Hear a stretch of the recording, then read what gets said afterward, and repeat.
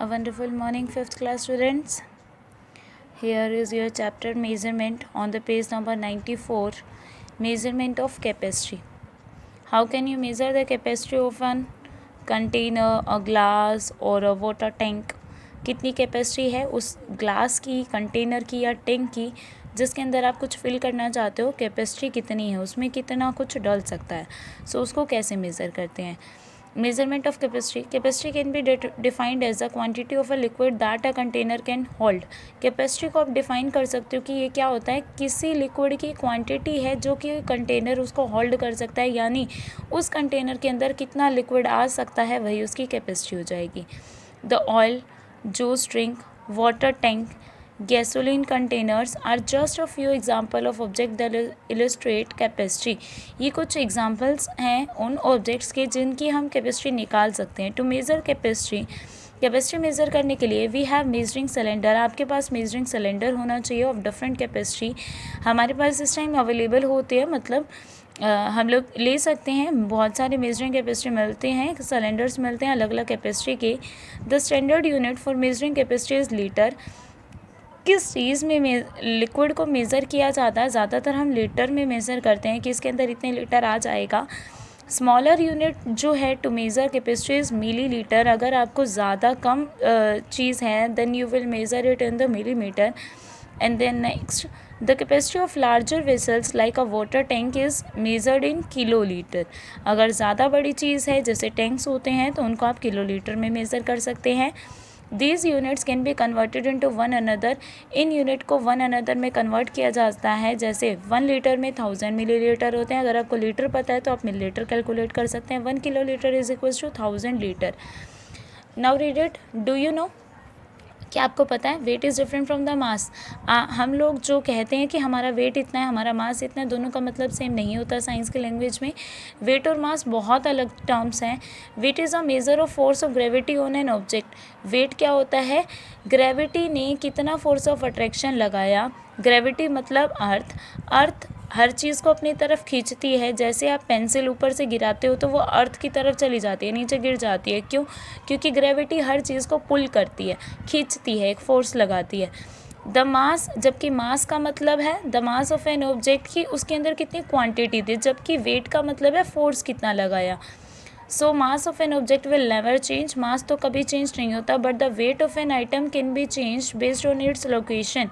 अगर आप अपनी लोकेशन बदलोगे तो आपका वेट चेंज हो जाएगा. For example, you may weight 35 kg on earth. अगर आपका अर्थ पर वेट 35 kg है बट इन आउटर स्पेस, लेकिन अगर आप बाहर जाकर अर्थ के अलावा किसी और स्पेस में चले जाएंगे, मून पर चले जाएंगे या कहीं भी चले जाएंगे, you would be weightless.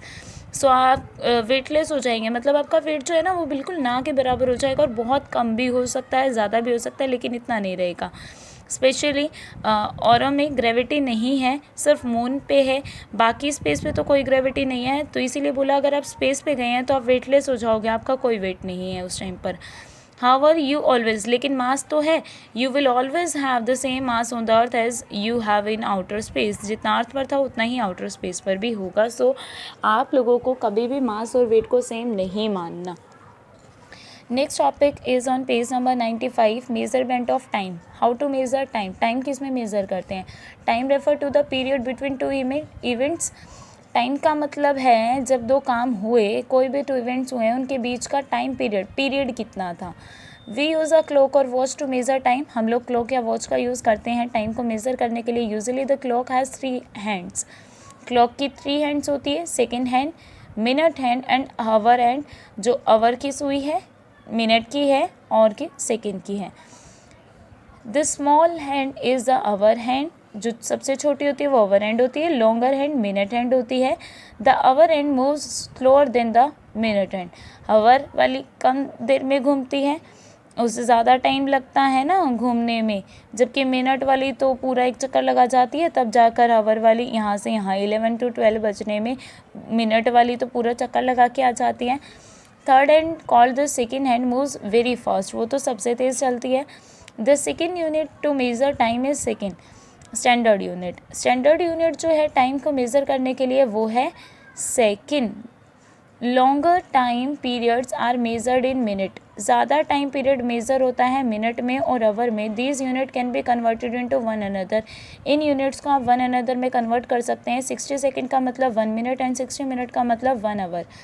Measurement of temperature. Temperature tell us how hot and और कोल्ड एन ऑब्जेक्ट इज.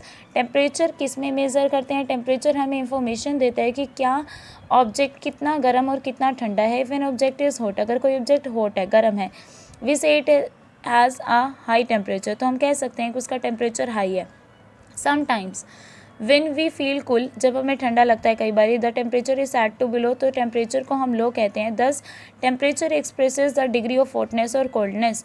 तो टेम्परेचर हमें बताता है कि कितनी उसमें हीट है, कितनी डिग्री ऑफ हीट है एंड कितनी डिग्री ऑफ कोल्डनेस है. Temperature is measure with a thermometer. Temperature को मेज़र करने के लिए इंस्ट्रूमेंट का नेम है thermometer. This it is measured either in Celsius scale, या तो आप इसे सेल्सियस स्केल में मेज़र करते हो डिग्री सेल्सियस में, और इन फ़ारेनहाइट स्केल या डिग्री फ़ारेनहाइट में. In India we use the Celsius scale, mainly यही यूज़ किया जाता है. The normal body temperature of a person is 37 degree Celsius, और इसी को अगर फ़ारेनहाइट में गिने तो 98 डिग्री फ़ारेनहाइट होता है. जो हम फीवर कहते हैं 103 104 है, वो हम एक्चुअल में फ़ारेनहाइट में कैलकुलेट करके बताते हैं. This can differ from person to person. ये टेम्परेचर जो अलग अलग हो सकता है. नॉर्मली 37% रहता है.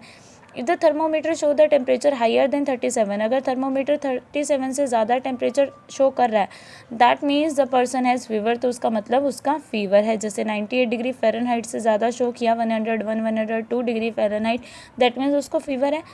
Thermometer are of different type, अलग अलग टाइप्स के होते हैं. क्लिनिकल थर्मोमीटर जो डॉक्टर यूज़ करते हैं. मेज़र अवर बॉडी टेम्परेचर, जो हमारा बॉडी टेम्परेचर मेज़र करने के लिए काम आता है. It can measure the temperature from 35 degree Celsius to 42. ये ऑलमोस्ट इतना टेम्परेचर मेज़र कर सकता है. और फ़ारेनहाइट में गिनेंगे तो ये 94 degree Fahrenheit to 108 degree Fahrenheit तक कैलकुलेट कर सकता है. Laboratory thermometer has a range, जो लैब में अब साइंस के एक्सपेरिमेंट करते हुए यूज़ करते हो किसी भी चीज़ का मेज़र करने के लिए, तो आपका जो यूज़ किया जाता है उसका नेम है लेबोरेटरी थर्मोमीटर, और इसकी रेंज है -10 से 110 degree Celsius. There is different thermometer to measure very high temperature. अगर बहुत ज़्यादा टेम्परेचर मेज़र करना है तो अलग यूज़ किए जाते हैं. और यह है डिजिटल थर्मोमीटर, जो आजकल सीधा ही होल्ड करके सीधा ही शो कर देता है आपको. So we have completed chapter measurement. Read this chapter very carefully, students. In the next video we will do the question answer of this chapter. Thank you very much and have a nice day.